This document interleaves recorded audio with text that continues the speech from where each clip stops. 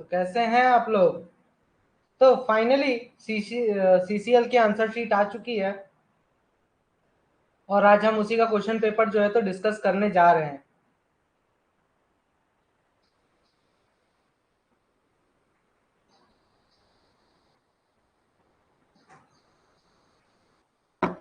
तो welcome to the mining ज्ञान। आज हम देखते हैं कि सीसीएल के क्वेश्चन पेपर में आखिर कितना क्या था, कैसा क्वेश्चन पेपर आया था, इसका एनालिसिस करेंगे और इसी के साथ हम ये भी देखेंगे कि आखिर क्या लेवल था क्वेश्चंस का और आपका कट ऑफ कितना जा सकता है। जो क्वेश्चन गया है, क्वेश्चन पेपर जिस हिसाब से आया था उस हिसाब से, और जितने हमारे पास रिव्यूज आए हैं माइनिंग ज्ञान के पास, उन रिव्यूज के हिसाब से आपका कैसा क्या आउटपुट रहेगा। तो चलिए शुरू करते हैं बिना किसी देरी के, है ना। तो देखते हैं पहला क्वेश्चन। आजा भाई जल्दी से। तो आपका पहला क्वेश्चन था कि एएमएम स्टैंड्स फॉर, एएमएम किस चीज के लिए स्टैंड करता है। एएमएम बेसिकली, एएमएम किस चीज के लिए स्टैंड करता है भाई? अबैंडन माइन मीथेन बोल लो, या एरोबिक माइन मीथेन, या अरेस्टेड माइन मीथेन, या एलवीएल माइक्रोमीथेन। तो ऐसा कुछ नहीं है, आपका अबैंडन माइन मीथेन जो है तो राइट आंसर होता है यहाँ पे, ठीक है। और ये जो अबैंडन माइन मीथेन है ये बेसिकली है क्या? ये आपका क्या कहलाता है? जब आप नेचुरल गैस को, जब आप नेचुरल गैस को रिकवर करते हो, कहां से? अबैंडन कोल माइंस से। अबैंडन कोल माइंस से जब आप नेचुरल गैस को रिकवर करते हो तो उसको एएमएम कहा जाता है, बोले तो अबैंडन माइन मीथेन कहा जाता है, ठीक है। ये आपका रेगुलेशन नंबर 2 में दिया है, जिसका सब रेगुलेशन है आपका पी, ठीक है। तो ये ध्यान में रखना, ठीक है। उसके बाद नेक्स्ट क्वेश्चन है आपका क्वेश्चन नंबर 2, जिसमें कि ये बोलता है कि भाई साहब, what is the minimum distance that shall be maintained between two shaft inclines outlets installed in an underground mine. Underground mines में दो शाफ्ट या फिर दो इंक्लाइन या फिर कोई भी दो आउटलेट्स के बीच में कम से कम कितना डिस्टेंस होना चाहिए? कम से कम कितना डिस्टेंस आपको मेंटेन करके हर वक्त रखना ही है, हर वक्त रखना है। 13.5 मीटर, 10 मीटर, 12 मीटर या 15 मीटर, कितना रखोगे भाई साहब? तो आपका जो रेगुलेशन बोलता है सीएमआर 2017, जो कि बोलता है किसमें? रेगुलेशन नंबर बताइए, रेगुलेशन नंबर डायरेक्ट पूछ लेता है एग्जाम में, है ना, 71। तो इसमें से सब रेगुलेशन नंबर जब 6 खोल के आप देखेंगे तो सब रेगुलेशन 6 में आपका दिया है कि आप 13.5 मीटर की दूरी पर, 13.5 मीटर की दूरी कम से कम इतना मेंटेन करके रखेंगे अंडरग्राउंड माइंस में जाने के लिए, जो दो आउटलेट्स हैं उन दो आउटलेट्स के बीच में, ठीक है। अब आपका यहां पर बोलता है कि दोनों आउटलेट्स को कनेक्ट करोगे, कनेक्ट करने की बात बोलता है, तो कनेक्ट किससे करना है? एक वॉकेबल पैसेज से। इस वॉकेबल पैसेज का दूसरा नाम बताइए फटाक से, क्या होगा दूसरा नाम वॉकेबल पैसेज का? क्या होगा दूसरा नाम वॉकेबल पैसेज का? तो वॉकेबल पैसेज का दूसरा नाम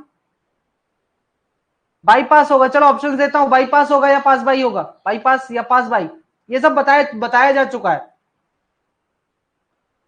ठीक है, ये सब बताया जा चुका है।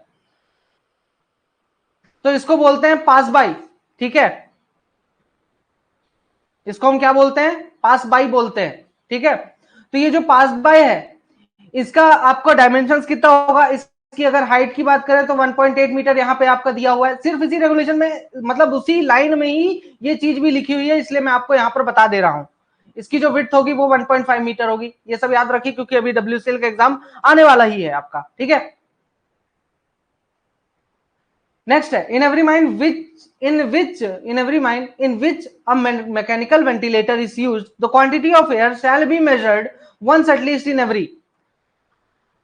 जितने भी माइंस है, कोई भी माइंस हो जहां पर आप मैकेनिकल वेंटिलेटर का इस्तेमाल कर रहे हो, तो जो एयर की क्वांटिटी है वो कितने दिन में एक बार आप मेजर करेंगे? कितने दिन में एक बार मेजर करोगे? 1 महीना, 14 दिन, 3 महीने में, या हर 7 दिन में मेजर करते बैठे रहोगे? तो यहाँ पे आपका करेक्ट आंसर क्या दिया हुआ है? सीसीएल के द्वारा 14 दिन दिया हुआ है।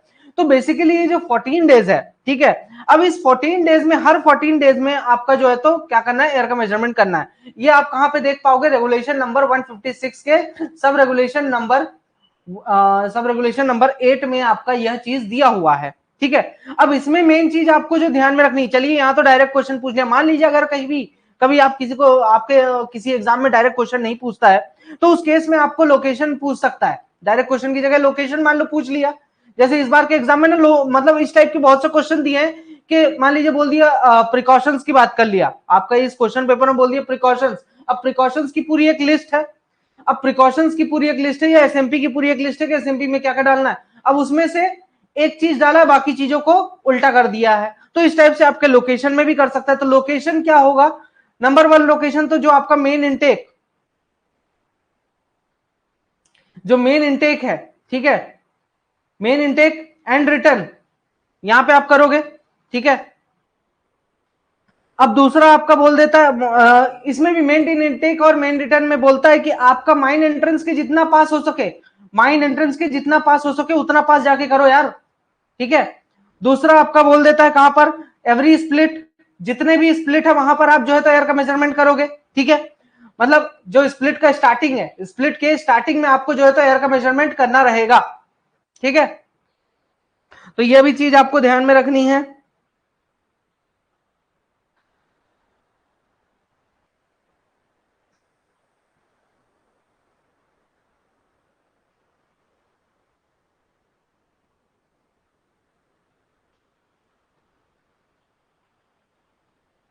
तीसरा आपका बोल देता है हर एक वेंटिलेटिंग डिस्ट्रिक्ट में, हर एक वेंटिलेटिंग डिस्ट्रिक्ट में आपको करना है, वेंटिलेटिंग डिस्ट्रिक्ट में, और वो भी जहां पर सबसे पहले हवा पहुंच रही हो जिस फेस में, वहां पर तो आपको मतलब स्प्लिट होके सबसे पहले डिस्ट्रीब्यूट हो रही है, और जिस फेस में डिस्ट्रीब्यूट होके जा रही है तो उस डिस्ट्रीब्यूशन वाले पॉइंट पे, ठीक है,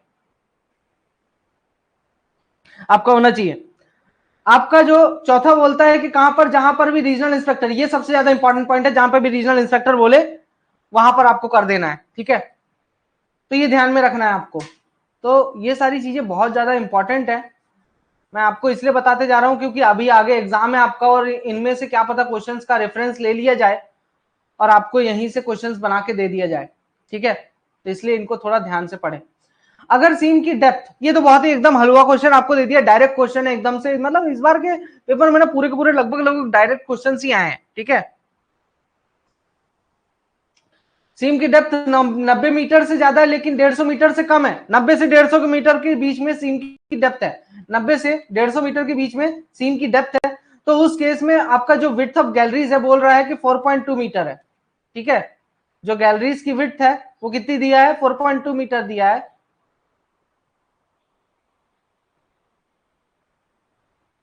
4.2 मीटर दिया है, तो इस केस में दो एडजेसेंट पिलर्स के बीच में सेंटर टू सेंटर डिस्टेंस कितने से कम नहीं होना चाहिए। तो यहां पे क्या दिया है, 15 मीटर से कम नहीं होना चाहिए, 22.5 मीटर से कम नहीं होना चाहिए, 25.5 मीटर से कम नहीं होना चाहिए, या 19.5 मीटर से कम नहीं होना चाहिए।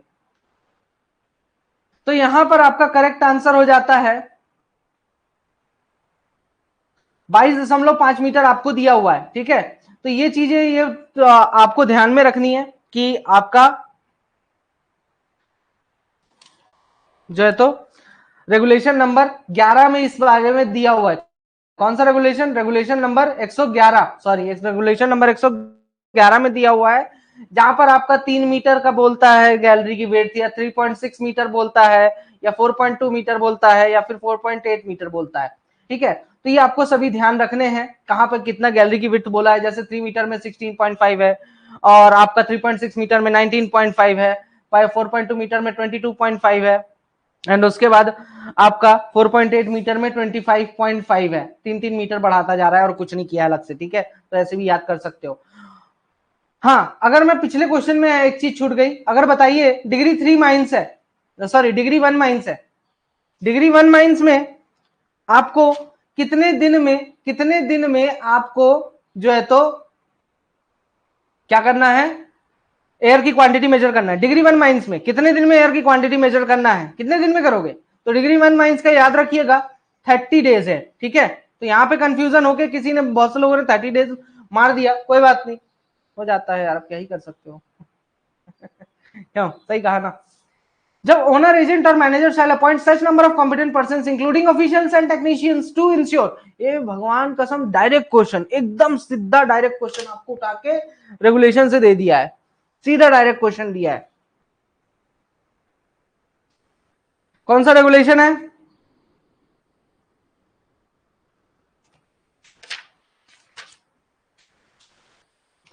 रेगुलेशन नंबर आपका 35 है, ठीक है, रेगुलेशन नंबर 35 में इसके बारे में दिया हुआ है आपका। अब आपका बोलता है कि ओनर एजेंट और मैनेजर कॉम्पिटेंट पर्सन तो अपॉइंट करेंगे, इसमें आप कॉम्पिटेंट पर्सन में ऑफिशियल्स को भी अपॉइंट करेंगे, टेक्नीशियंस को भी अपॉइंट करेंगे, लेकिन इनको जो अपॉइंटमेंट किया जा रहा है निम्न में से किस काम के लिए अपॉइंट किया जाएगा? तो आपका बोलता है किस काम के लिए अपॉइंट किया जाएगा, कि पानी है कि नहीं, माइंस में पानी स्टोर हो रहा है कि नहीं हो रहा है, एक्सप्लोसिव्स और एक्सेसरीज बिना लाइसेंस के यूज किए जा रहे हैं कि नहीं किए जा रहे हैं, बस देखो वर्डिंग का चेंज किया है, ठीक है, वर्डिंग चेंज कर दिया है थोड़ा बहुत, बाकी सब सेम है। दूसरा, सेफ वर्किंग ऑर्डर है कि नहीं मशीन, सभी मशीनरीज का, ठीक है। और आपका फोर्थ ऑप्शन दे दिया कि इनएडिक्वेट and inappropriate inspection of mine and equipment, mine और इक्विपमेंट्स का इनएडिक्वेट और इनअप्रोप्रिएट इंस्पेक्शन के बारे में बात कही है। तो आपका जो है तो safe working order of all machinery हो जाता है।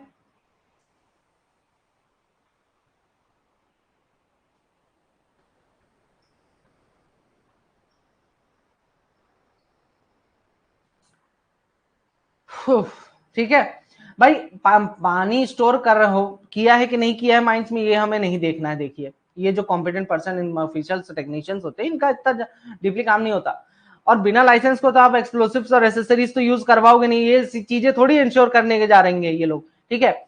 मशीनरीज आपका ये ध्यान में देखना है कि मशीनरीज है कि नहीं, ठीक है।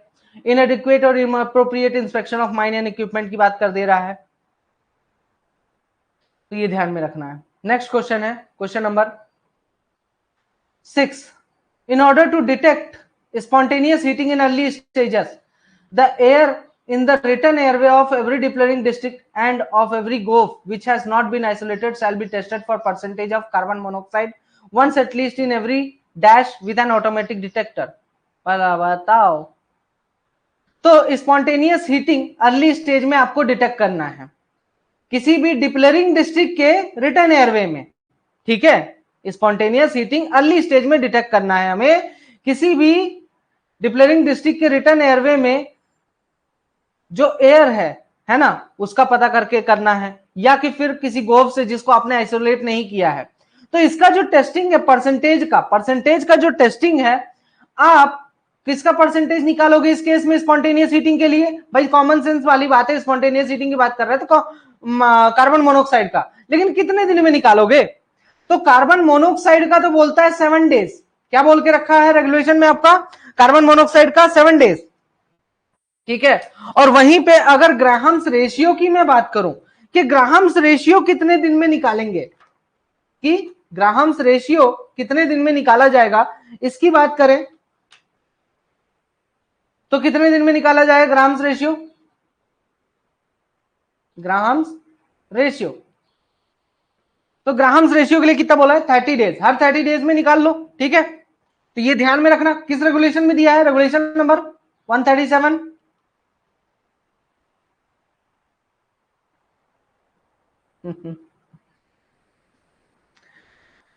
चलिए अब आते हैं नेक्स्ट क्वेश्चन पे। लाइटिंग वाला क्वेश्चन है आपका, लाइटिंग वाला है नहीं, लाइटिंग वाला नहीं, दूसरा है। लाइटिंग वाला तो 8 क्वेश्चन है।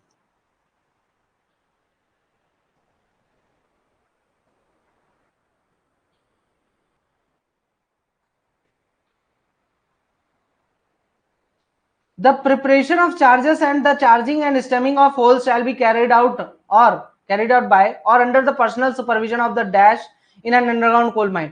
अंडरग्राउंड कोल माइंस में जो चार्ज का प्रिपरेशन किया जा रहा है, या जो चार्जिंग किया जा रहा है, या जो स्टेमिंग किया जा रहा है होल्स का, वो किसके पर्सनल सुपरविजन में होगा या फिर किसके द्वारा किया जाना चाहिए? तो रूफ स्टिचिंग ऑफिसर, ये भी नहीं होता यार, कॉमन सेंस वाली बात है। वेंटिलेशन ऑफिसर, ये भी नहीं होगा। मैगजीन इंचार्ज, इनके द्वारा भी नहीं होता। शॉर्ट फायरर होता है, तो सारी जिम्मेदारी तो शॉर्ट फायरर की होती है। तो ये तो आपका हलवा क्वेश्चन था जो कि आप एकदम आंख बंद करके मार्क करके आए ही होगे। The lighting provided in a mine shall be so arranged as to prevent, mines में जो लाइटिंग प्रोवाइड की जा रही है, ठीक है, वो क्या चीज को प्रिवेंट करेगी, मतलब कि उसके कारण क्या दिक्कत नहीं होनी चाहिए भाई, ब्राइटनेस की दिक्कत नहीं होनी चाहिए, डस्ट की दिक्कत नहीं होनी चाहिए, ग्लेयर, ग्लेयर मतलब जो आंखों में जोर पड़ रहा है भाई, अगर तेज लाइट तुम्हारी आपकी आंखों में मैं तेज टॉर्च अगर मारूंगा तो उसके कारण क्या होगा, आपकी आंखों पे जोर पड़ता है, एकदम दिखना बंद हो जाता है, ग्लेयर हो जाता है ना, ज्यादा उजाला हो गया तो ग्लेयर हो, ग्लेयर मतलब कि आपको दिखना बंद हो जाएगा। दूसरा, आंख पे जोर पड़ता है, तो आपका जो रेगुलेशन है, कौन सा रेगुलेशन में ये बात कही गई है, एकदम एग्जैक्ट वहीं से वर्ड्स उठाए गए हैं। आपका रेगुलेशन नंबर 175, रेगुलेशन नंबर 175 से ये उठाया गया है डायरेक्ट, उसका सब रेगुलेशन है 2, 175 का सब रेगुलेशन नंबर 2, ग्लेयर और आई स्ट्रेन। सीधा क्वेश्चन दे दिया यहां से भाई साहब, देखो कितना फोकस किया, चकाचौंध कर देता है। चलो next question, owner, agent or manager of a mine shall give the notice of opening at least dash before the commencement of any mining operation। हाँ, माइनिंग ऑपरेशन चालू करने के पहले ओनर, एजेंट और मैनेजर कितने दिन पहले क्या देंगे, नोटिस देंगे ओपनिंग का।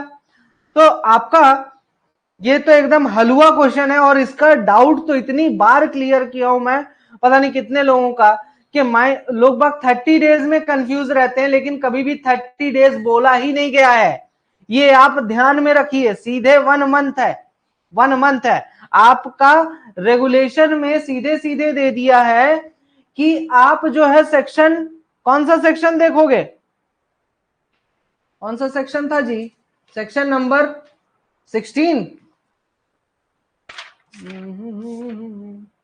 हाँ सेक्शन नंबर 16, सेक्शन नंबर 16 में जाके देख लो माइंस एक्ट के, सीधे बोल दिए रेगुलेशन में। तो जब रेगुलेशन में सेक्शन नंबर 16 खोल के देखोगे तो उसमें लिखा है 1 मंथ, और 1 मंथ मतलब क्या होता है भाई, आप 30 डेज तो नहीं बोल सकते हो ना, 1 मंथ का मतलब क्या हो गया, जो उसका कैलेंडर मंथ है वो आपका 1 मंथ होगा, एक्ट में सीधी ये बात बोल दिया, ठीक है, इसलिए एग्जैक्ट 30 डेज कभी नहीं बोलिएगा आप। अब देखिए क्वेश्चन नंबर 10 में भी बड़ा इंटरेस्टिंग, ये तो एकदम हलवा क्वेश्चन ये भी था आपके लिए, क्योंकि जिसने भी गैस टेस्टिंग का एग्जाम दिया है उसको ये क्वेश्चन मतलब मैक्सिमम पढ़ता ही पड़ता है, ठीक है। क्या कि सीएमआर 2017 के अनुसार inflammable gas shall be deemed to have been found or detected when it is indicated by a methane detector to be dash or more in case of mine having degree 2 seams, ठीक है भाई। तो सीधी सी बात इसमें ये बोलता है कि मीथेन डिटेक्टर से जब भी हम डिटेक्ट करें डिग्री 2 की माइंस में, तो वहां पर कब कहा जाएगा कि गर्म गैस मिली है, मीथेन गैस मिली है या फिर इन्फ्लेमेबल गैस मिली है, कब कहोगे डिग्री 2 माइंस में। तो आपका तो सीधा सीधा कौन से रेगुलेशन से पूछ लिया ये क्वेश्चन भी, रेगुलेशन नंबर 166। अब इसमें डिग्री 1 में कितना है, 0.1%, डिग्री 2 में कितना है 0.5%, और डिग्री 3 में 1.25% है ना, सिंपल है। तो ये तो आपको याद होना रहा ही होगा, तो मैक्सिमम लोगों के ये आंसर करेक्ट हुए भी हैं, तो 0.5% इज द राइट आंसर आपका, ठीक है। नेक्स्ट क्वेश्चन, हर एक ट्रैवलिंग रोडवे में, अब देखिए ये इतने सारे क्वेश्चन, 10 क्वेश्चन हमने किए, अब मान के चलिए कि 10 के 10 क्वेश्चन आपको कहीं ना कहीं माइनिंग यान पे प्रैक्टिस कराए गए, जैसे और उसमें भी सिद्धार्थ सर ने जो आपका अभी सीसीएल के एग्जाम के एक दिन पहले जो आपके 50 क्वेश्चंस प्रिपेयर करके डिस्कस किए थे, उसमें आपका क्वेश्चन नंबर 1, 6, 7, 8, 9, 10 ये सब फंसे हैं, सब फंसे उसमें से।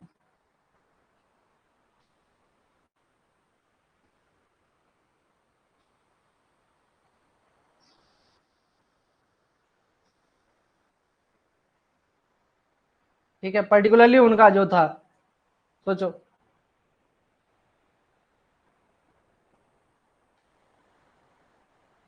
नॉट वाले छोड़ के, नॉट वाले तो यार इतनी प्रैक्टिस कराए फिर भी नहीं हुआ, मैं तो भयानक प्रैक्टिस कराया हूं नॉट वाले का।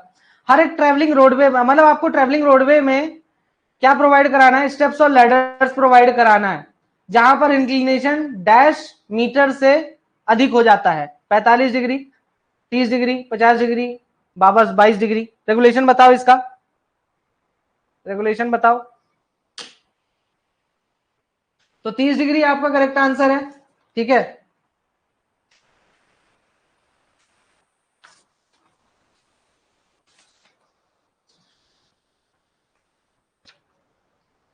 बिल्कुल बिल्कुल सिद्धार्थ सर, उसका भी प्रिपेयर करेंगे आपका जी। रेगुलेशन बताइएगा कोई, ट्रैवलिंग रोडवे वाला। Very good, regulation number 93, regulation number 93 आपका ट्रैवलिंग रोडवेज वाले में बोलता है, ठीक है। तो अलग अलग दिया हुआ है भाई, 30 डिग्री से अधिक होने पर, मोर देन 30 डिग्री पर आपका क्या बोलता है कि स्टेप्स और लैडर्स प्रोवाइड करा दो, स्टेप्स और लैडर्स।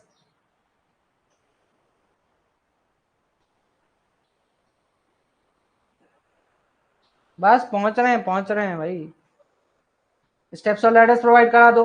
अगर मोर देन 45 डिग्री हुआ, 45 डिग्री से अधिक होने पर क्या प्रोवाइड कराओगे, स्टेप्स और लैडर्स तो प्रोवाइड कराओगे ही, इसके साथ हैंड रेल लगा दो, हैंड रेल लगा दो। ये तो मैंने वर्किंग एट हाइट वाले लेक्चर में आपको ये क्वेश्चन दिए थे, ठीक है। हैंड रेल्स प्रोवाइड करा दो, और वो भी एमसीएल के टाइम के, इतने दिन से प्रैक्टिस कर रहे हो आप लोग। और रोप, रोप भी लगा दो, ठीक है। अगर मोर देन 60 डिग्री हुआ तब क्या करोगे, प्लेटफॉर्म प्रोवाइड करा दो हर 10 मीटर पे, ठीक है। हर 10 मीटर पे प्लेटफॉर्म प्रोवाइड करा दो। कितना शानदार है, वाह वाह वाह। चलो आगे अगला क्वेश्चन।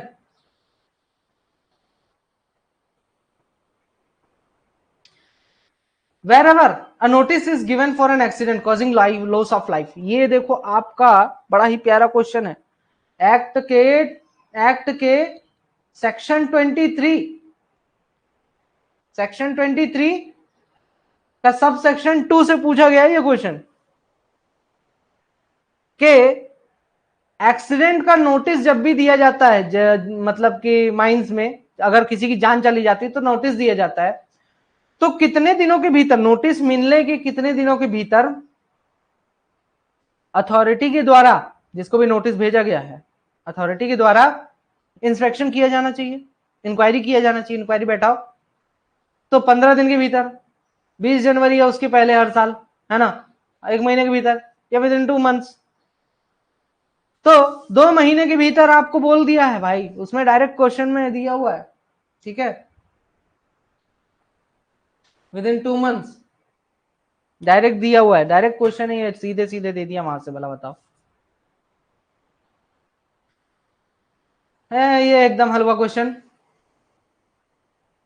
कि किसी भी माइंस में कितने से अधिक एम्प्लॉइज होने पर, किसी भी एक दिन, मतलब पिछले कैलेंडर ईयर में किसी भी एक दिन अगर इससे अधिक एम्प्लॉय हुए, मतलब आए हैं, अटेंडेंस दी है, तो उस केस में आपको फर्स्ट एड रूम मेंटेन करना पड़ेगा, लेकिन कितने से अधिक होने पर, तो 100, 500, 150, 50। तो ये एकदम हलवा क्वेश्चन था आपका, 150 जो है तो राइट आंसर है, ठीक है। 150 से अधिक व्यक्ति होने पर आपको जो है तो मेंटेन करना पड़ेगा फर्स्ट एड रूम। बिल्कुल निकाले यार, अभी और वैकेंसी आएगी, क्यों टेंशन लेते हो, कैलेंडर ईयर में मींस, ये भी एकदम सीधे एक्ट का क्वेश्चन आपको उठा के दे दिया है, ठीक है। ऊपर वाला माइंस रूल्स का क्वेश्चन था, ये वाला आपका एक्ट का क्वेश्चन है। ये कैलेंडर ईयर किसे कहते हैं, अरे पूरे 12 महीने को कैलेंडर ईयर कहते हैं भाई, 9 महीने, 6 महीने, 1 महीने का थोड़ी होता है हमारा कैलेंडर ईयर, ठीक है, जनवरी की 1 तारीख से। उसके बाद आपको बोल दिया, नहीं नहीं भूपा जी, no person shall be admitted as a candidate at any examination held by the board unless he is dash years of age। अब बोर्ड ऑफ एग्जामिनेशन जो आपका चैप्टर नंबर 3 है, ठीक है, 3 है बोर्ड ऑफ माइनिंग एग्जामिनेशंस, हाँ 3 है competency and फिटनेसेस। ठीक है, तो चैप्टर नंबर 3 में आपका सीधे सीधे बोल दिया है कि अगर किसी भी व्यक्ति की 20 साल से कम उम्र है तो वो हमारे द्वारा जितने भी एग्जाम्स कंडक्ट कराए जाते हैं उनमें भाग नहीं लेगा। बिल्कुल है, एमवीटीआर है और आपका एमसीडीआर है, एमएमडीआर है, सारे के सारे हैं, सारे के सारे वीडियोस अपलोडेड हैं यार, वो भी इतने प्यारे नोट्स।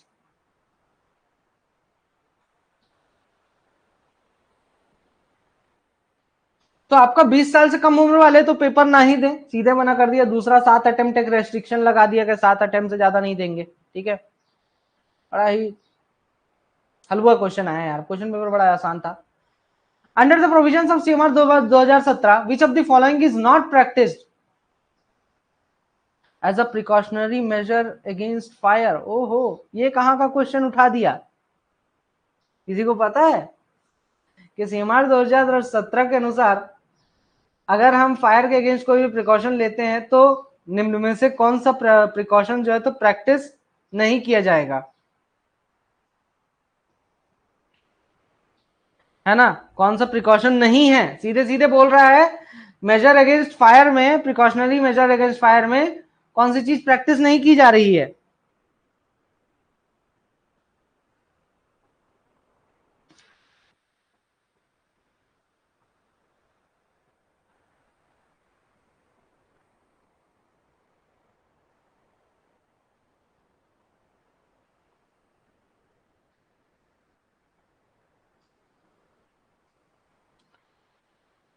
तो कौन सी चीज?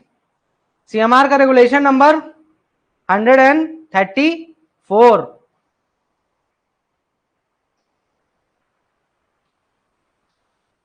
देखियो खोल के, खोल लो फटाफट देख लो, रेगुलेशन नंबर 134 उसको देखो, उसमें दिया हुआ है, क्या दिया हुआ है, जनरल प्रिकॉशंस अगेंस्ट फायर। अब क्या बोला है यहाँ पे, ग्रीसी और oily waste in workings below ground shall be regularly remove to the surface. कोई भी ग्रीसी या ऑयली वेस्ट होता है, ठीक है, तो उसको रेगुलर बेसिस पे अंडरग्राउंड में से हमें सरफेस पे रिमूव करना चाहिए। तो ये चीज तो प्रैक्टिस करते हो ना यार, ये तो अगर आपने नहीं भी पढ़ा है ना, नहीं भी याद है, तो आपको बेसिक कॉन्सेप्ट लगाना था यहाँ पे कि भाई यहाँ पे आपका ग्रीसी और ऑयली वेस्ट को तो बिलो ग्राउंड से आप रिमूव करोगे ही। ठीक है, no oil, grease, canvas or other inflammable material shall be stored in any mine except in a fireproof receptacle। Fireproof receptacle के अलावा कभी भी नहीं रखोगे। ठीक है, कोई भी इन्फ्लेमेबल मटेरियल या फिर कैनवास या फिर ग्रीस, कैनवास मतलब कपड़ा वगैरह, या फिर कोई भी ऑयल को, ये चीज भी ठीक है। अब कोई भी व्यक्ति नेक्ड लाइट को ऐसे ही फेंक देगा, मतलब ऐसे ही जलती हुई आग को कहीं भी फेंक देगा, लैंप को ऐसे ही फेंक देगा किसी भी टिम्बर के पास, किसी भी वुडन स्ट्रक्चर के पास जो लकड़ी का स्ट्रक्चर बना है, या कोई भी कंबस्टिबल मटेरियल के पास, तो ऐसा फेंक देगा, ऐसा कभी परमिशन देगा क्या सीएमआर? नहीं, बिल्कुल नहीं। तो ये तो आपका आंसर एकदम कॉमन सेंस लगा के भी आप करेक्ट कर सकते थे। पर्याप्त अरेंजमेंट्स आपको करने हैं माइंस में ताकि आग को पहले डिटेक्ट किया जा सके, उसे कंट्रोल किया जा सके और उसे बुझाया जा सके। ठीक है, the mine working that has been closed with no intentions of working in future is known as। वाह, इतना प्यारा क्वेश्चन, सीधे डेफिनेशन उठा के पटक दिया है आपका रेगुलेशंस का। ठीक है, अब ऐसी माइंस की ऐसी वर्किंग जिसको आपने वर्किंग बंद कर दिया है और यह सोच के बंद किया है कि भाई मैं इसे जीवन में दोबारा नहीं काम करूंगा इस जगह पे, तो उसको क्या बोलते हैं? Expired, existing, discontinued, abandoned. ठीक है, चलो सीएमआर का चैप्टर नंबर 1 देख लो, हमने यहाँ पे कवर किया था आपका। अबैंडन वर्किंग क्या है कि आपका फ्यूचर में काम नहीं करेंगे, ठीक है। डिसयूज्ड वर्किंग, जितने भी अनयूज्ड वर्किंग्स होते हैं, अनयूज्ड वर्किंग्स होते हैं, सीधा सीधा डेफिनेशंस मैंने यहाँ पे आपको दिया हुआ था। जितने भी अनयूज्ड वर्किंग्स होते हैं, डिसकंटिन्यूड वर्किंग क्या हो गया, ऐसी वर्किंग जिसको आपने बंद तो कर दिया लेकिन दोबारा काम करोगे। अबैंडन वर्किंग जिसको आपने बंद तो कर दिया लेकिन जीवन में दोबारा काम नहीं करोगे। डिसयूज्ड वर्किंग ऐसी वर्किंग जहां पे वर्क टेम्पररी बेसिस पे आपने बंद किया है लेकिन आप वहां जाओगे, मतलब कि डिसकंटिन्यूड और डिसयूज्ड में क्या है कि आप काम करोगे, अबैंडन में मतलब कि दोबारा जीवन में काम नहीं करोगे। ये आपका मैंने नोट्स में बकायदा एक जगह पे तीनों चीजें इसीलिए लिख के दे दिया था, मुझे पता था कि भाई तीनों में कंफ्यूजन बहुत होता है, इसलिए आपका नोट्स में ये चीज मैंने दिया हुआ था एक जगह पे, ठीक है। तो ये याद रखना अच्छे से, बहुत सही चीज है कि आपको डेफिनेशंस में कंफ्यूज करने की कोशिश की जाती है। 2-3 क्वेश्चंस इसमें भी अच्छे आए थे और लोगों ने गलत भी किए हैं, ऐसा नहीं है बिल्कुल सबका सही गया है।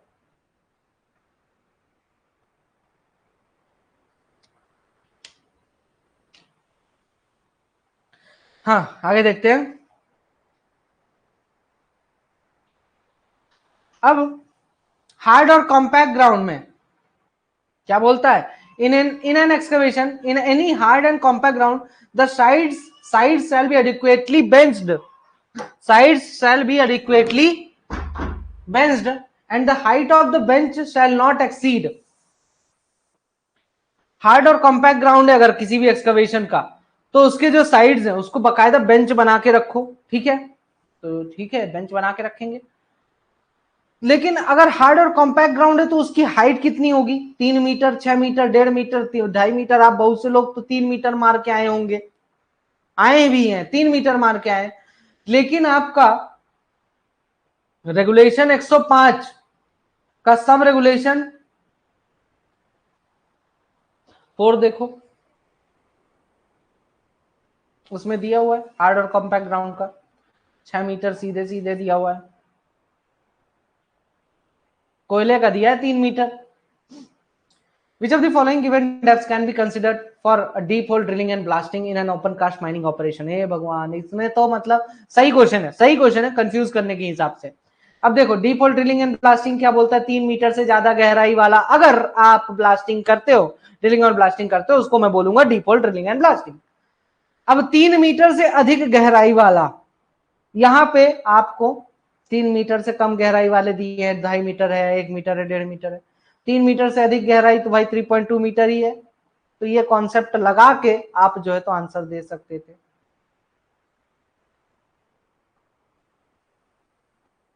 आएगी भाई आएगी, बीच बीच में आ जाते हो, कहां से आते हो यार। A person whose service commences otherwise than on the first day of January shall be entitled to leave with wages in the subsequent calendar year at the rate of 1 day for every 15 days of work if he has put in attendance for। अब बोलता है कि जैसे देखो बोल के रखा है कि आपका 2 केसेस आते हैं यहाँ पे, ठीक है। एक्ट का क्वेश्चन है ये भी एक्ट का क्वेश्चन है। आपके 2 केसेस यहां पे बनते हैं, कौन कौन से, एक सेकेंड बता रहा।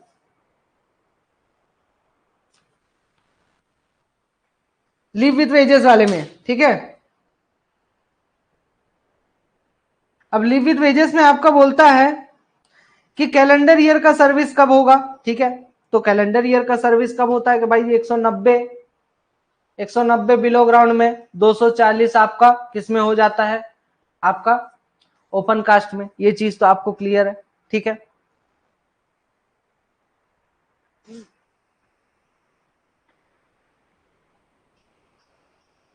अब इसमें आपका बोलता है कि अगर मान लीजिए, ठीक है, अगर मान लीजिए दूसरा आपका कितने दिन में एक बार आप छुट्टी लोगे, 15 दिन में एक बार आपका अंडरग्राउंड में, 20 दिन में एक बार ओपन कास्ट में। वेरी गुड जितेन, ठीक है, ये भी चीज समझ में आती है।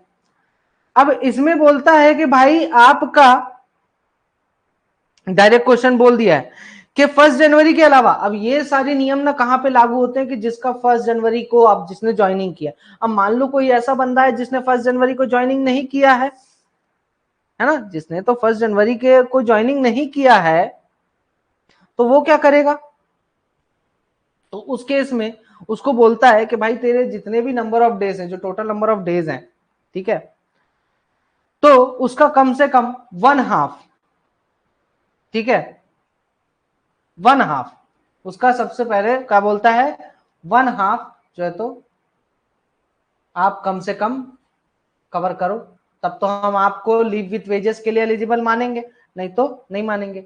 ओपन कास्ट में क्या बोल के रखा है, 2/3, तो ये ध्यान में रखना, ठीक है। तो आपका इसीलिए नॉट लेस देन मतलब इससे कम नहीं होना चाहिए, जो टोटल नंबर ऑफ डेज है उसके 1/2 से कम नहीं होना चाहिए।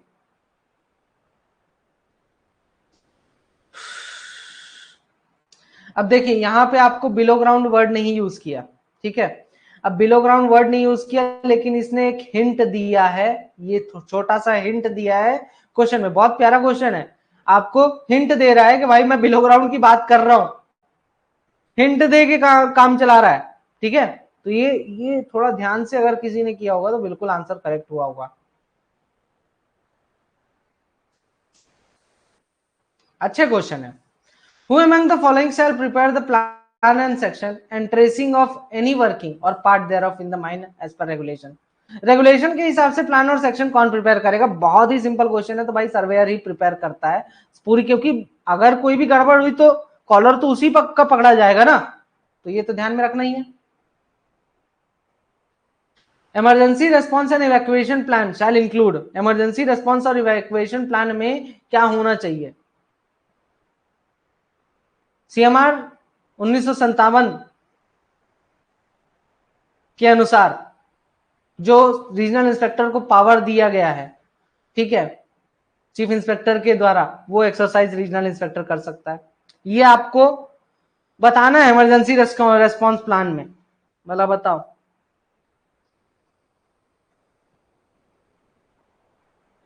कहां गया emergency response plan, emergency response plan 252, regulation number 252 आपका दिया है, इसमें दिया हुआ है, ठीक है।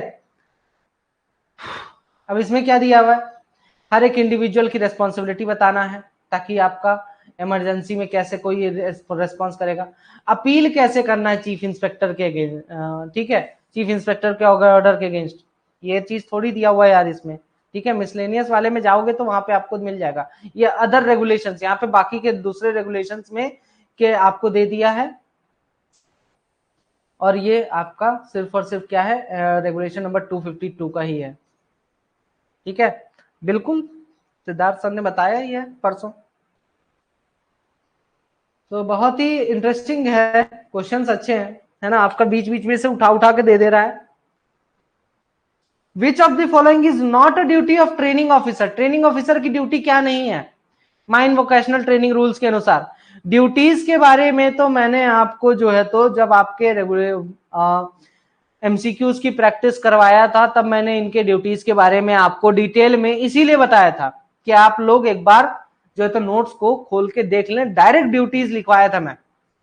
अब to organise and supervise the training of every person undergoing training, अब देखिए ट्रेनिंग ऑफिसर है, क्या बोल दिया क्वेश्चन में कि ट्रेनिंग ऑफिसर की क्या जिम्मेदारी नहीं है, नहीं है, वर्ड को ध्यान में देना, नहीं है, ये बोल रहा है, तो ट्रेनिंग ऑफिसर तो काम करता है ना भाई, वो तो ये करता है कि भाई जो भी बंदा ट्रेनिंग के लिए आया उसको उसकी ट्रेनिंग की व्यवस्था करेगा, उसको सुपरविजन करेगा, ठीक है। दूसरा, ट्रेनिंग रूल्स के अनुसार अपनी डिस्चार्ज अपनी ड्यूटीज को परफॉर्म करेगा, ट्रेनिंग रूल्स जो भी है उसके अनुसार ड्यूटीज का परफॉर्म करेगा। ट्रेनिंग जिसको भी देता है उसका रिकॉर्ड भी मेंटेन करेगा, जिन बंदों को ट्रेनिंग देता है, लेकिन उसका क्या काम नहीं है कि रिकॉर्ड को, जो सुपरविजन का रिकॉर्ड है, ठीक है, मतलब कि जो भी आपने प्रैक्टिकल ट्रेनिंग किया है ऑपरेशन में, किसी भी ऑपरेशन में, उसके रिकॉर्ड को हटाने की जिम्मेदारी इसकी नहीं है, ये रिकॉर्ड्स को हटा नहीं सकता ट्रेनिंग ऑफिसर, इसकी दिक्कत नहीं है ये, ठीक है, ये ध्यान में रखना।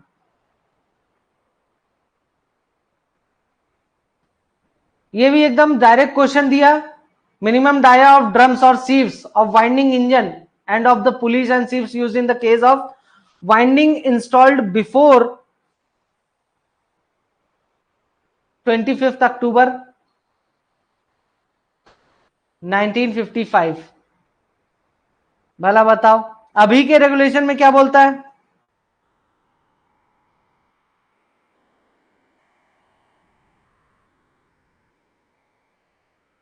अभी के रेगुलेशन में क्या बोलता है?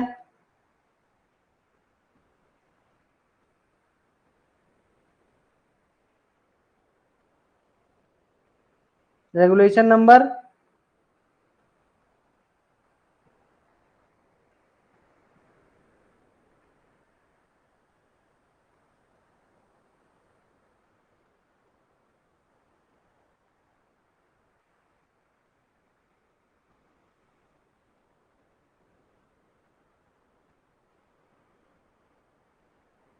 हम्म 100 टाइम है ना? अभी के रेगुलेशन में कितना है? 100 टाइम्स है। ठीक।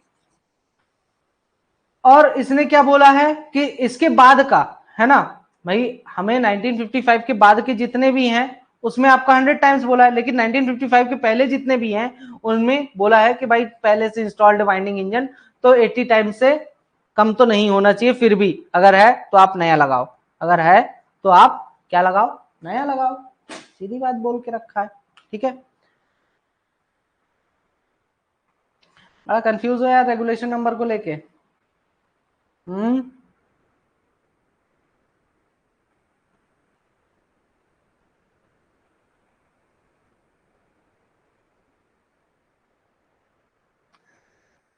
रेगुलेशन नंबर 78 है। ठीक है। काहे इतना कंफ्यूज रहते हो? रेगुलेशन नंबर भी याद नहीं है आप लोगों को? 78 रेगुलेशन में दिया हुआ है, construction and installation of winding equipment. Name the person appointed to superintend the lowering and raising of persons tools materials and to transmit signals at the top of shaft और इंक्लाइन। हाँ, shaft top और incline के top पे जो है तो किस बंदे को बैठाया जाता है? बैंक्समैन। बिल्कुल डायरेक्ट क्वेश्चन आए बहुत बार रेगुलेशन से, डायरेक्ट क्वेश्चन आए। तो रेजिंग और लोवरिंग के लिए जिस बंदे को टॉप पे बैठाया जाता है, शाफ्ट के टॉप पे, उस बंदे को क्या कहा जाता है? ऑफिस का क्लर्क? नहीं, बिल्कुल नहीं। ओवरमैन भी नहीं होता, माइनिंग सरदार भी नहीं होता, बैंक्समैन होता है। अगर यहाँ पे कंफ्यूज करने के लिए ऑनसेटर या इन देता तो फिर उस केस में आप कंफ्यूज हो सकते थे, लेकिन अब देखो यहाँ पे कंफ्यूज वाला कोई फंडा ही नहीं है, डायरेक्ट क्वेश्चन है ये तो, और इजी आंसर है। मीथेन का एक्सट्रैक्शन करते समय, ठीक है, अगर मीथेन गैस का एक्सट्रैक्शन कर रहे हो, ये आपका चैप्टर नंबर किससे चला गया है? 16 पे आ गया है। ठीक है, कि मीथेन का अगर एक्सट्रैक्शन आप कर रहे हो तो उस केस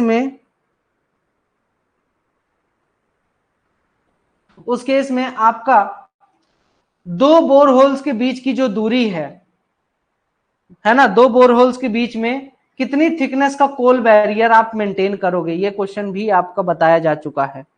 ठीक है, ये क्वेश्चन भी आपका बताया जा चुका है। मैक्सिमम चीजें तो कवर थी यार। मीथेन एक्सट्रैक्शन आपका जो क्वेश्चन रेगुलेशन नंबर किस में दिया हुआ है? रेगुलेशन नंबर आपका manner of methane extraction notice हो गया 150 मीटर आपका। हाँ, रेगुलेशन नंबर 227 में दिया हुआ है। ठीक है, उसका सब रेगुलेशन नंबर अगर देखना चाहोगे तो सब रेगुलेशन नंबर आपका 5 में जाके देख सकते हो। इसमें लिखा हुआ है कोल बैरियर मेंटेन करो और कोल बैरियर की thickness not less than 150 metre होना चाहिए। ये भी डायरेक्ट क्वेश्चन है आपका।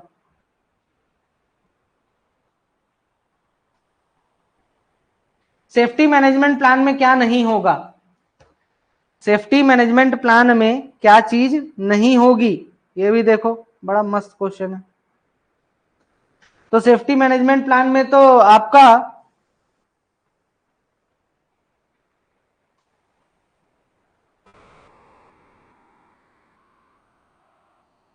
क्या नहीं होगा, सीधे बोल रहा है क्या नहीं होगा। ठीक है, defined mine safety and health policy of the company. भाई ये तो पहला ही पॉइंट था, ये सब रेगुलेशन नंबर 5 में पहला ही पॉइंट था कि माइन सेफ्टी वगैरह के बारे में आपको डिफाइन करना है। ठीक है, रेगुलेशन नंबर आपका है 104, safety management plan regulation number 104, इसमें आपका दिया हुआ है। दूसरा आपका पॉइंट था प्रिंसिपल हजार्ड, ये चौथा ऑप्शन था, ये चौथे नंबर पे दिया हुआ ये पॉइंट प्रिंसिपल हजार्ड। ये चीज भी हम सेफ्टी मैनेजमेंट प्लान में डालते हैं। हम ये भी डालते हैं कि माइंस में कैसे वेज टू इंश्योर, ये छठवां पॉइंट था, ways to measure monitor and evaluate performance of the safety management plan. Safety management plan का में कैसे हम ये भी बताएंगे कि भाई हम अपने जो भी रिस्क है या हजार्ड है उसको कैसे मेजर करेंगे, मॉनिटर कैसे करेंगे और परफॉर्मेंस कैसा होगा उसका। ठीक है, उसके परफॉर्मेंस को इवेल्युएट भी करेंगे कि भाई मैं जो मेहनत कर रहा हूं उसमें कुछ तो उसका परफॉर्मेंस कैसा है।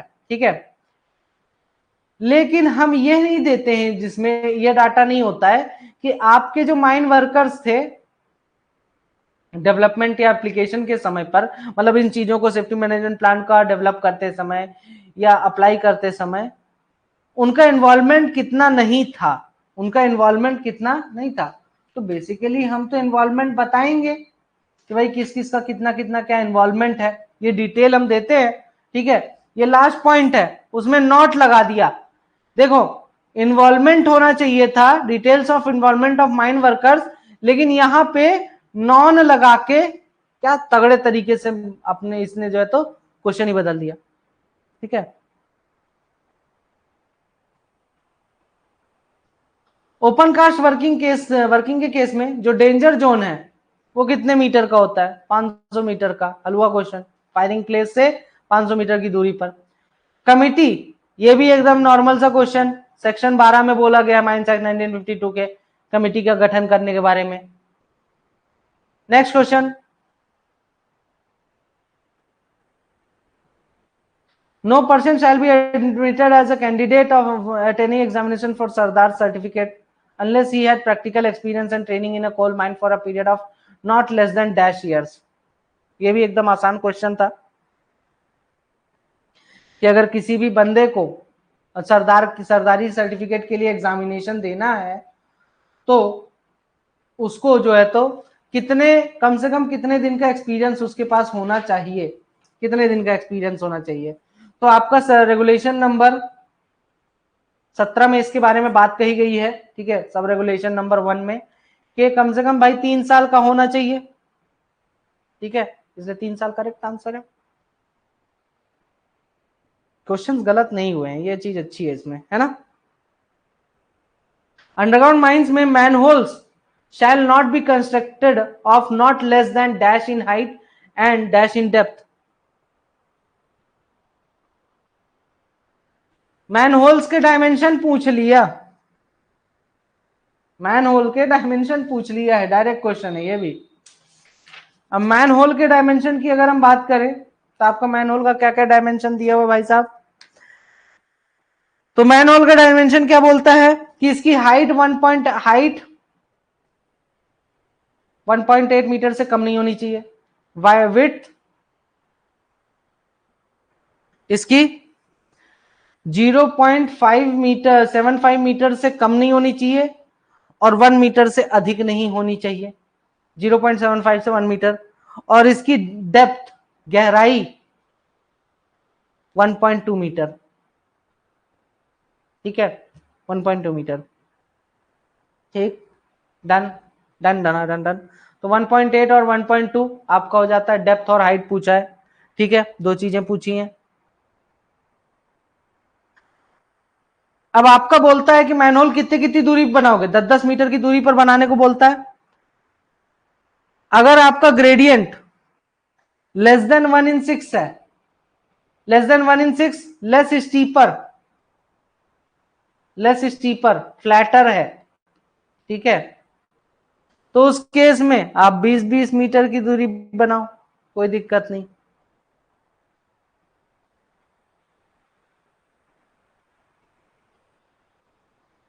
रेस्क्यू रूल से आगे क्वेश्चन है, no person shall be appointed as superintendent in the rescue station unless he is, ठीक है,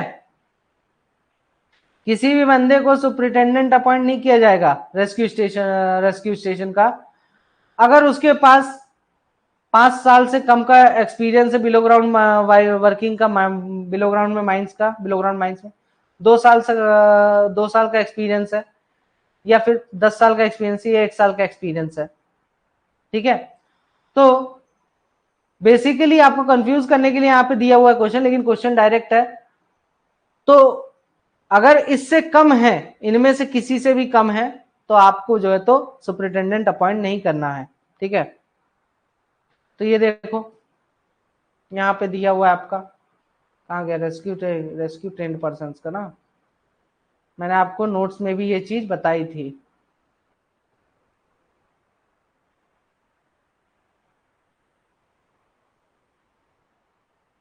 qualification and experience of superintendent trainer, ये देखो यहाँ पे दिया हुआ है। सुपरिटेंडेंट का कितने दिन का बोल दिया था कि सुपरिटेंडेंट एक रेस्क्यू ट्रेंड पर्सन होना चाहिए, 5 साल का बिलो ग्राउंड वर्क एक्सपीरियंस होना चाहिए, unrestricted first class manager certificate होना चाहिए। वहीं पे ट्रेनर की अगर बात करें, रेस्क्यू ट्रेंड पर्सन होना चाहिए, 3 साल का एक्सपीरियंस, अनरेस्ट्रिक्टेड मैनेजर सर्टिफिकेट से भी काम चल जाएगा। रेस्क्यू ट्रेंड पर्सन सुपरिटेंडेंट के बाद द्वारा सिलेक्ट किया जाता है, ठीक है। टाइम पीरियड ऑफ पोस्टिंग का टाइम पीरियड कितना होता है इनका, 1 साल से कम नहीं होना चाहिए, 5 साल से अधिक नहीं होना चाहिए। रेस्क्यू रूम इंचार्ज की भी क्वालिफिकेशंस और एक्सपीरियंस आपको अलग से लिख के ही दिया था कि रेस्क्यू ट्रेन पर्सन 3 साल का बिलो ग्राउंड का एक्सपीरियंस, अनरेस्ट्रिक्टेड मैनेजर, ओवरमैन या फोरमैन सर्टिफिकेट वाले किसी को भी बना सकते हो रेस्क्यू रूम इंचार्ज। तो देखो डायरेक्ट क्वेश्चन आपका इतना सुंदर तरीके से नोट्स में भी दिया था। पहला बताओ,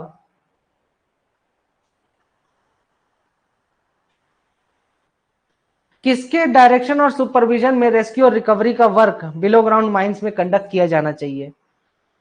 माइन मैनेजर, माइनिंग सरदार, वेंटिलेशन ऑफिसर, माइन फोरमैन। अरे सिंपल क्वेश्चन है यार, माइन मैनेजर के उसमें किया जाना चाहिए, ठीक है। नेक्स्ट है underground coal mines regulation. Under the coal mines regulation के अंडर में maximum what is the maximum period of authorization for person nominated by the owner, agent or manager to act as manager of the mine? अब देखो owner, agent और manager ने क्या कर रहे हैं कि किसी भी कॉम्पिटेंट पर्सन को जो तो एज अ मैनेजर अपॉइंट करना चाह रहे हैं, ठीक है, ऑथराइजेशन देना चाह रहे हैं कि भाई तू आज से मैनेजर, आज से तू ही राजा, ठीक है, ये करना चाह रहे हैं। अब ये करने के लिए इनको जो है तो ये ऑथराइजेशन आखिर इनका कितने दिन के लिए वैलिड होगा, ये ऑथराइजेशन इनका आखिर कितने दिन के लिए वैलिड होगा, ये मेन चीज थी, ठीक है। तो देखो दो चीजें, एक आता है 12 महीने वाला आपके दिमाग में, दो चीजें आपके दिमाग में होती है, ठीक है। एक तो 12 महीना, एक 30 डेज। इसमें आप कंफ्यूज होते हो।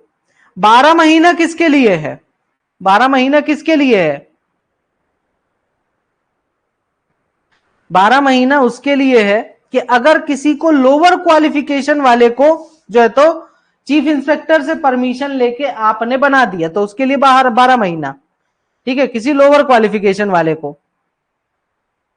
दूसरा आपका 12 महीने किसके लिए है कि भाई आपका एक तो लोअर क्वालिफिकेशन वाले के लिए है, दूसरा आपका मोर देन 1 माइंस, एक से अधिक माइंस का मैनेजर, ठीक है, उसके लिए भी तो ये लागू होता है।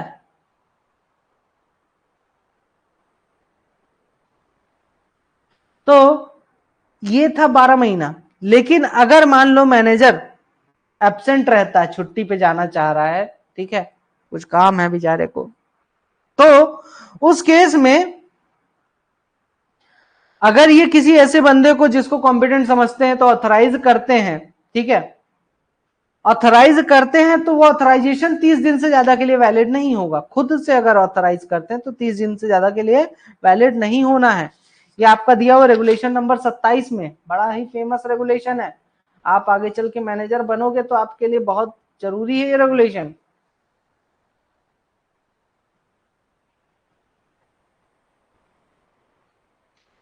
इमरजेंसी के अलावा ओनर और जो माइंस का ओनर है, किस ऐसे व्यक्ति को कभी भी इंस्ट्रक्शंस या फिर सुझाव नहीं देगा जो कि डायरेक्टली माइंस में किस व्यक्ति के लिए या किसी माइंस के किस व्यक्ति के अंडर में काम है कर रहा है, या माइंस के किस व्यक्ति को डायरेक्टली आंसरेबल है, जवाबदेह है। ठीक है, तो ओनर ऐसे व्यक्ति को कभी भी क्या नहीं देगा, सुझाव या इंस्ट्रक्शंस या कुछ नहीं बोलेगा, ये चलिए काम कर, तू ये काम छोड़। तो ऐसे व्यक्ति कभी भी ओनर नहीं कहेगा। किस व्यक्ति के, मतलब कि आखिर पूछ रहा है कि भाई आप वो बंदा जो है तो जिसको इंस्ट्रक्शन देना चाह रहा है ओनर, वो किसके लिए डायरेक्टली, किस व्यक्ति को, माइंस के किस व्यक्ति को डायरेक्टली जवाबदेह होगा। तो माइंस मैनेजर को जवाब दे अगर है कोई व्यक्ति, तो उसको ओनर कभी भी उंगली नहीं कर सकता। अगर आप माइंस मैनेजर आपसे डायरेक्टली सवाल पूछ सकता है कि क्यों भाई काहे ये कर रहे हो तुम, या फिर तुमको ये काम दे के गया तुम करोगे, ठीक है, तो आपको डायरेक्टली कोई दूसरा आके उंगली नहीं कर सकता, चाहे ओनर ही क्यों ना हो, माइंस का मालिक ही क्यों ना हो, नहीं उंगली कर सकता कोई। मैनेजर से बढ़ के कोई है क्या ना। सिग्नलिंग में किसके, अगर वाइंडिंग इंजन आपका मोशन में है तो रोकने के लिए, वाइंडिंग इंजन आपका चल रहा है तो रोकने के लिए कोड ऑफ सिग्नल्स में क्या कोड है, 3 घंटी, 4 घंटी, 1 घंटी, 2 घंटी। तो यार इसमें तो एकदम सीधा क्वेश्चन है, 4 घंटी वाला तो है नहीं सिस्टम, 1 घंटी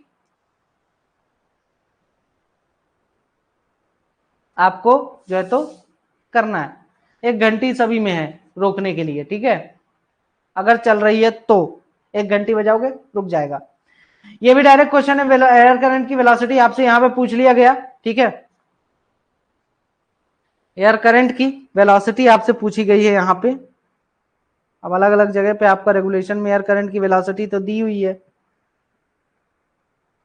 ये कौन से रेगुलेशन में, रेगुलेशन नंबर 160। अब यहां पे एयर करंट की वेलोसिटी कहां पे पूछा है, लॉन्ग वॉल फेज के एकदम मैक्सिमम स्पैन में।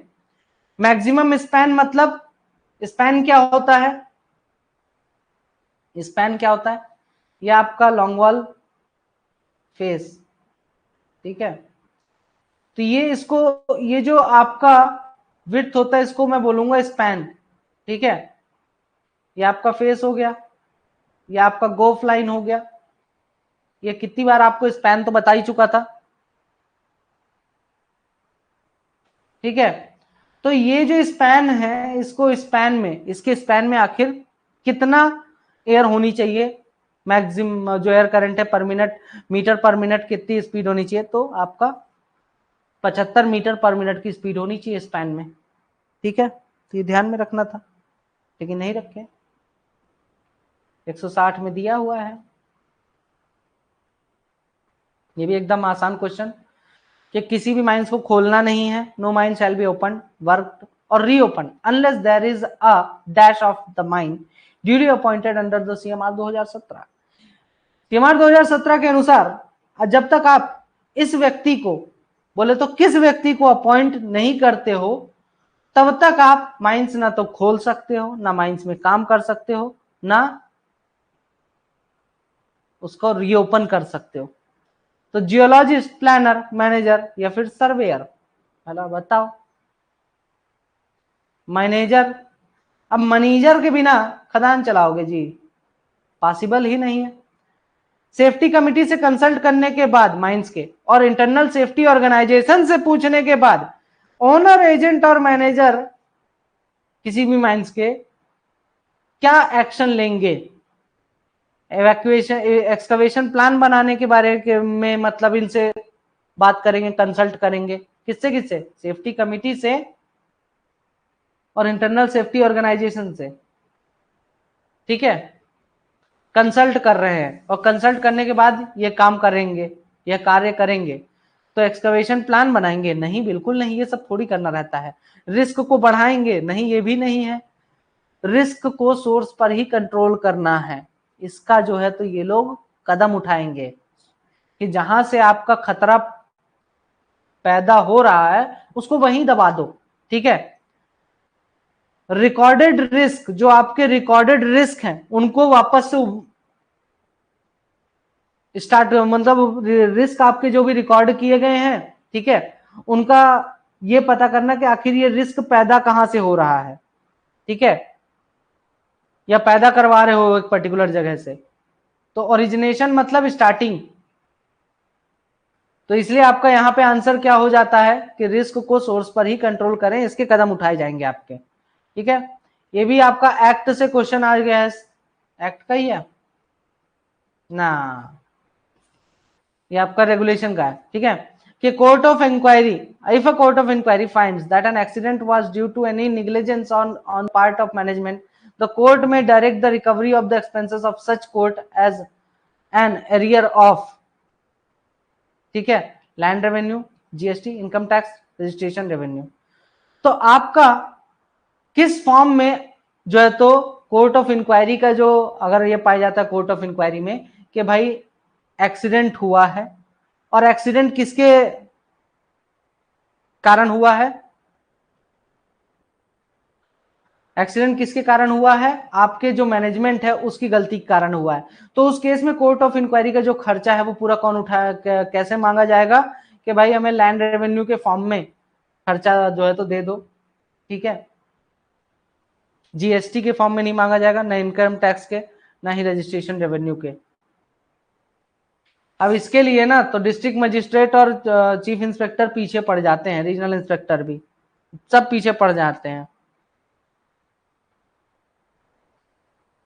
Which of the following precautions is not to be adopted in safety lamp rooms as per CMR provisions of CMR 2017?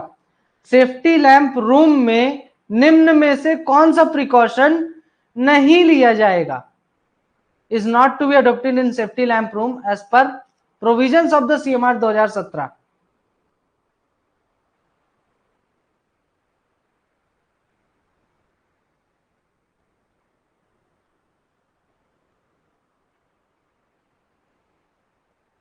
एक सेकेंड, गलत है क्या ये क्वेश्चन इनका, लग रहा है भाई साहब। लाइटिंग चैप्टर ये रहा, precautions. Which of the following precautions is not to be adopted in a safety lamp room? Safety lamp room में निम्न में से कौन सा प्रिकॉशन अडॉप्ट नहीं किया जाएगा, ठीक है। सेफ्टी लैंप रूम में निम्न में से कौन सा प्रिकॉशन अडॉप्ट नहीं किया जाएगा, कौन सा प्रिकॉशन बेसिकली नहीं लिया जाएगा, ठीक है। तब आपका no person shall enter the safety lamp room, तो भाई ये तो सही है, ठीक है, सही है, no person shall enter the safety lamp room. ध्यान से समझना क्वेश्चन को। दूसरा,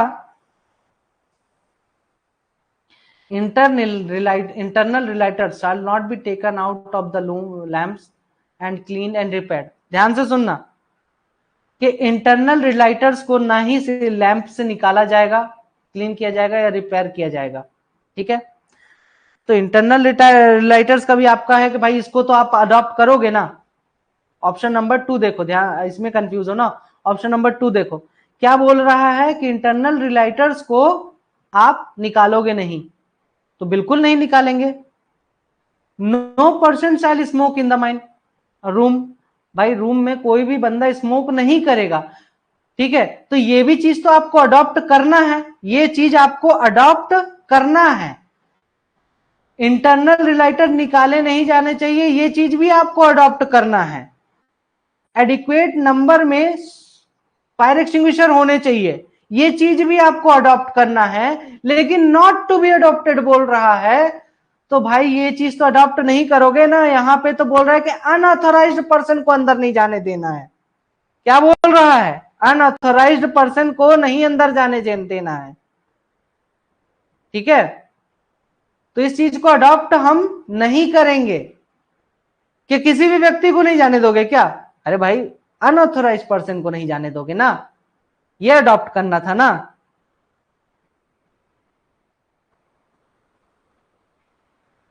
फिर से सुन लो, डाउट है कोई बात नहीं। देखो क्वेश्चन में क्या बोला है,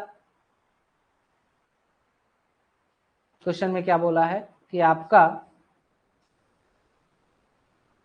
क्या प्रिकॉशन नहीं लो क्या प्रिकॉशन नहीं लोगे, क्या प्रिकॉशन नहीं लोगे।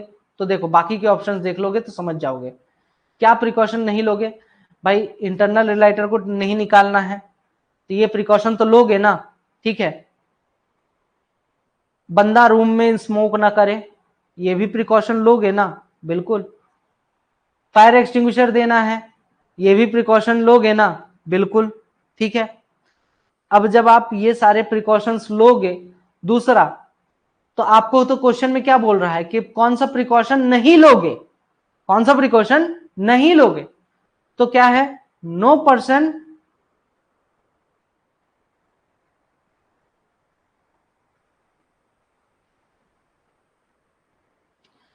शैल enter the safety lamp room, कोई भी व्यक्ति सेफ्टी लैंप रूम में एंटर नहीं करेगा। तो यार हर एक व्यक्ति को तो आप मना नहीं करोगे ना कि कोई व्यक्ति नहीं एंटर करेगा। जैसे यहाँ पे बोला कि कोई भी स्मोक नहीं करेगा, कोई भी मतलब कोई भी नहीं होता है, ठीक है। लेकिन कोई तो फिर नो पर्सन मतलब तो सब हो गए भाई, किसी को नहीं घुसने देगा सेफ्टी लैंप रूम में। लेकिन आपको किसको नहीं घुसने देना है, अनऑथराइज पर्सन बस को नहीं घुसने देना है, ये अडॉप्ट करना था ना। लेकिन आपको तो यहाँ क्वेश्चन बदल दिया कि किसी को भी नहीं घुसने देना है, तो ये चीज तो आप अडॉप्ट नहीं करोगे, इस चीज को फॉलो नहीं करोगे, तो इसलिए ऑप्शन नंबर 1 आउट आपका करेक्ट है। क्वेश्चन सही है भाई साहब, केस वॉस फाइल ना करना, क्वेश्चन सही है।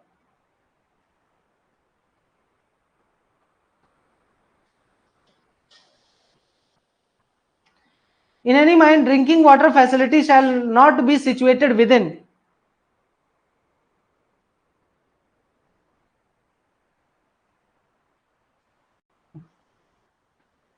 Dash of any washing place, urinal और लैट्रिन। ये भी एकदम हलवा क्वेश्चन है कि जो आपका ड्रिंकिंग वाटर का जो आपने जगह प्रोवाइड कराया है और जो आपके टॉयलेट्स वगैरह आपने प्रोवाइड कराए, इनके बीच की जो दूरी है कम से कम कितनी होनी चाहिए, या टॉयलेट से कितने दूरी तक आपका जो है तो ड्रिंकिंग वाटर या पानी पीने की सुविधा आप नहीं देंगे।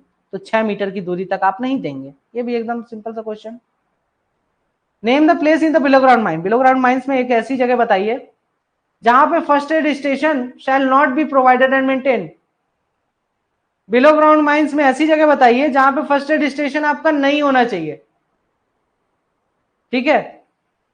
तो डिस्ट्रिक्ट के एंट्रेंस पे तो होना चाहिए, ठीक है। हर एक स्क्रीनिंग प्लांट और लोडिंग प्लेस पे होना चाहिए,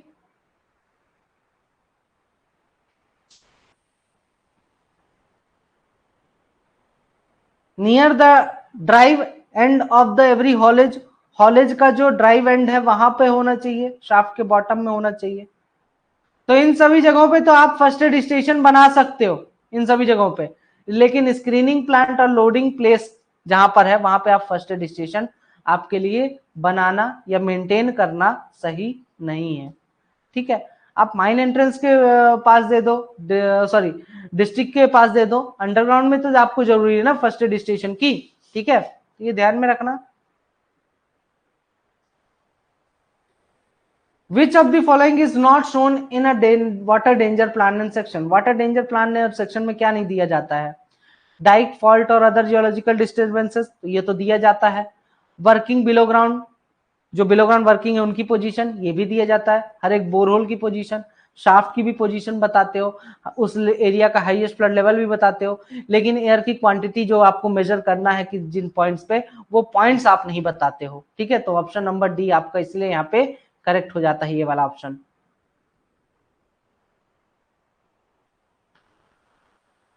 Drinking water quantity to be provided in a mine shall be on a scale of at least dash for every person employed in at any one time. अब drinking water provide कराना है, जो quantity of drinking water है वो आप आखिर आप कितना प्रोवाइड कराओगे, ठीक है। कितने व्यक्ति एक बार में कितना प्रति व्यक्ति आप प्रोवाइड कराओगे, तो प्रति व्यक्ति 5 लीटर, 2 लीटर, 3 लीटर या 1 लीटर। तो प्रति व्यक्ति आपको कितना ड्रिंकिंग वाटर प्रोवाइड कराना है, कम से कम 2 लीटर आपको प्रोवाइड कराना है, और अगर 30 डिग्री सेल्सियस से आपका टेम्परेचर अधिक है तो 3 लीटर आपको प्रोवाइड कराना है प्रति व्यक्ति। ठीक है, ये भी आपका अच्छा ठीक ठाक डायरेक्ट क्वेश्चन था।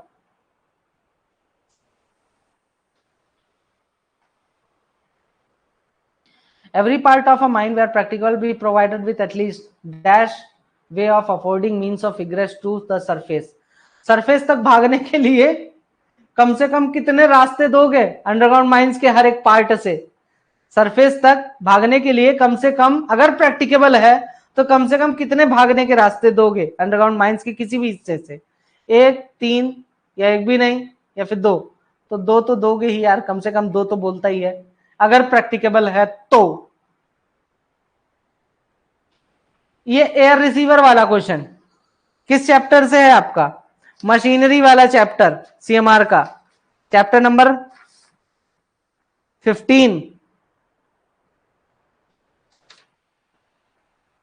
का रेगुलेशन नंबर 210 में दिया हुआ है कि कोई भी मतलब आपका ये बोलता है कि यार आपके माइंड्स में ऐसे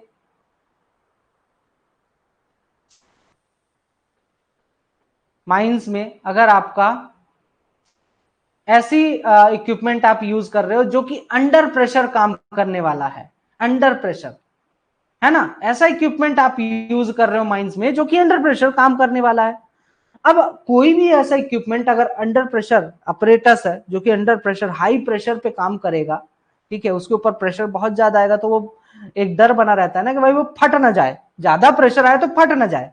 तो अगर जो एयर रिसीवर आप यूज कर रहे हो, है ना भाई, एयर रिसीवर फटना नहीं चाहिए, तो एयर रिसीवर को लगाने के पहले कंप्रेसर में आप कॉम्पिटेंट पर्सन क्या करेगा, उसका हाइड्रोलिक टेस्ट कराएगा।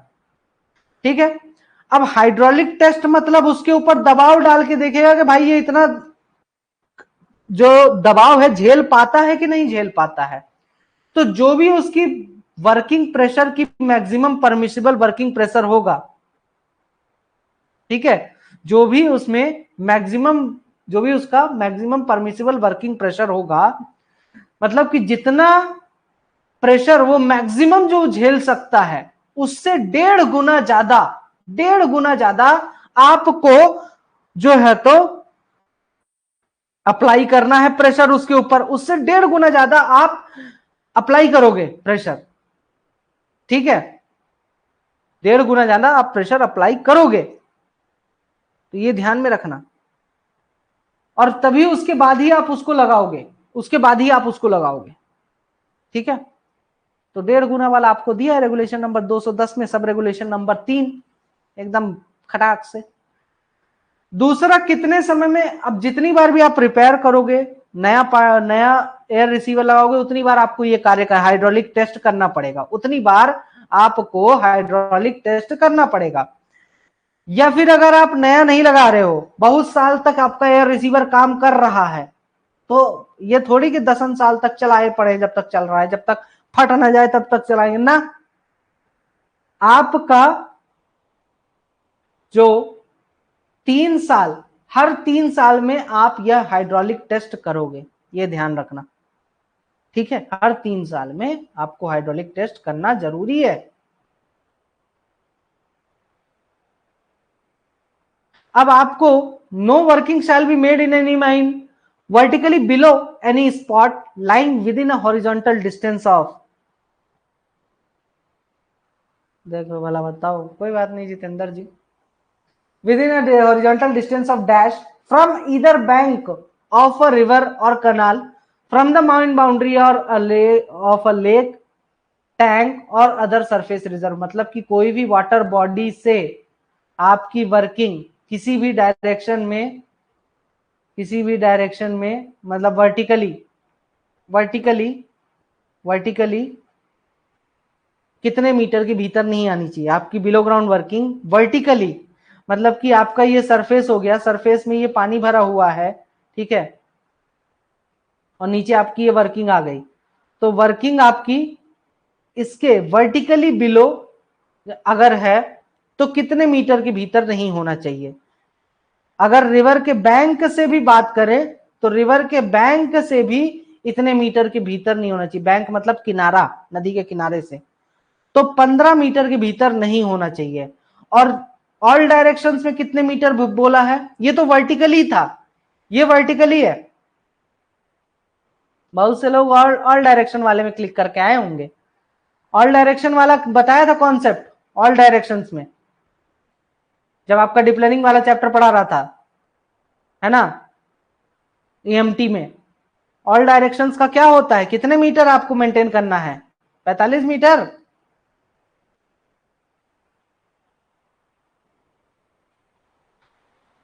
For every mine where in dash और more persons are ordinarily employed, the owner shall designate 3 suitably qualified employees of the mine as workman inspector। 60 metre है, अरे यार गलत बता दिए, पक्का 60 मीटर है। shall designate 3 suitably qualified employees of the mine as workman inspector in the mine। तो आपका जो है, तो हर एक माइंस में वर्कमैन इंस्पेक्टर, कितने व्यक्तियों पर आप वर्कमैन इंस्पेक्टर अपॉइंट करोगे, ठीक है, कितने व्यक्तियों पर, आपकी माइंस में कितने वर्कर्स हो जाने पर आप वर्कमैन इंस्पेक्टर अपॉइंट करोगे, तो 150, 500, 300 या 100। तो आपका यहां पर करेक्ट आंसर हो जाता है कि 500 व्यक्ति होने पर आपको अपने माइंस में वर्कमैन इंस्पेक्टर अपॉइंट करना है। ये डायरेक्ट क्वेश्चन था, बाकी कंफ्यूज करने के लिए क्वेश्चन का साइज बड़ा कर दिया है ताकि आपको पढ़ने में भी टाइम लगे और आप कंफ्यूज भी हो। बड़ा ही बेहतरीन क्वेश्चन पेपर था। Number of persons in any rescue team using breathing apparatus in a mine shall not be less than dash and not more than dash including the leader।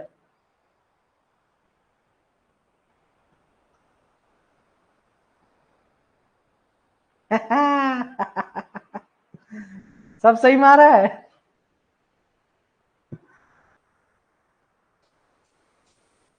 कुछ ना होगा, कुछ नहीं होगा।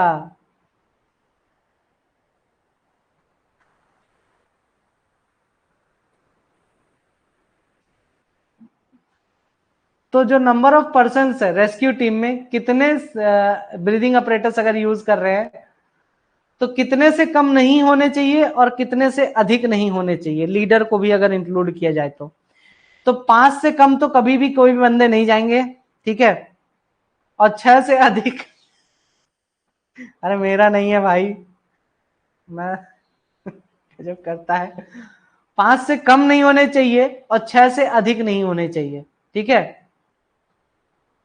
रेस्क्यू ऑपरेशन के लिए, rescue recovery के लिए जब भी वर्कर जाते हैं, मतलब कि जो भी rescue train person rescue team जाती है, तो उसमें इतने से कम मेंबर्स नहीं आने चाहिए।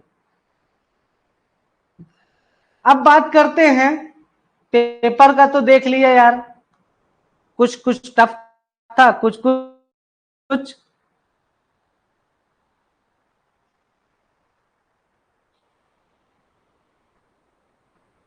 आपका इजी भी था, ठीक है।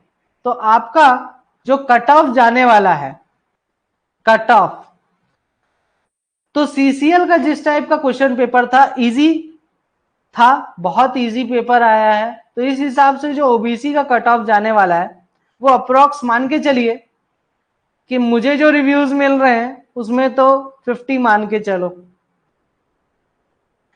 अब यहां पे आपका age factor major role play करेगा, एज फैक्टर आपका मेजर रोल प्ले करेगा, ठीक है। अगर मैं बात करूं एसटी एससी, तो एसटी एससी का जो कट ऑफ है वो जाएगा 48 के आसपास।